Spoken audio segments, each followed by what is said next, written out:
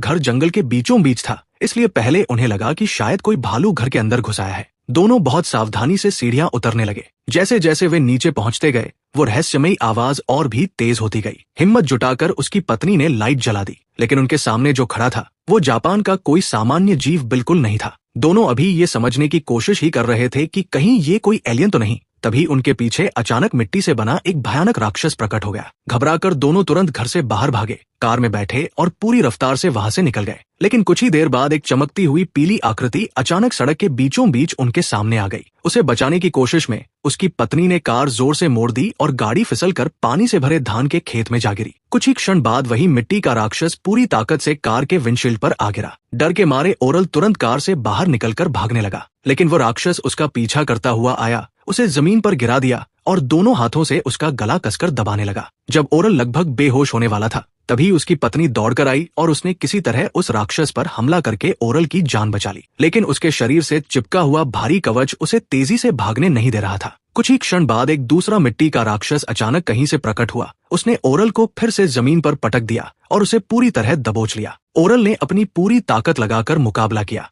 उसने पूरी शक्ति से उस राक्षस को लात मारी, लेकिन उसका पैर उस मिट्टी जैसे शरीर के पेट में बुरी तरह फंस गया, जिससे उसके लिए बच निकलना और भी मुश्किल हो गया। अगली सुबह उसकी पत्नी को बचपन की एक आध्यात्मिक साधिका याद आई। वो बुजुर्ग महिला अपनी आध्यात्मिक शक्तियों और अलौकिक ज्ञान के लिए बहुत सम्मानित मानी जाती थी। दोनों को उम्मीद थी कि शायद वही इस रहस्य को समझ पाएगी। दोनों तुरंत ओसाका जाने वाली ट्रेन में सवार हो गए, लेकिन जैसे ही वे शांत ग्रामीण इलाके से निकलकर भीड़ भाड़ वाले शहर में पहुंचे, ओरल के भीतर अचानक घुटन और बेचैनी की लहर उठने लगी। तभी उसकी नजर एक विशाल डिजिटल बिलबोर्ड पर पड़ी, जहां एक बेहद आकर्षक मॉडल उत्तेजक अंदाज में पोज दे रही थी। उसे देखते ही ओरल के भीतर अचानक एक अनजान और बेहद प्रबल इच्छा जाग उठी। हालांकि उसने किसी तरह उस इच्छा को दबा लिया, लेकिन वो खुद अपनी इस प्रतिक्रिया से बुरी तरह डर गया। आखिरकार दोनों उस आध्यात्मिक साधिका के रेस्टोरेंट पहुंचे। वो महिला पूरी तरह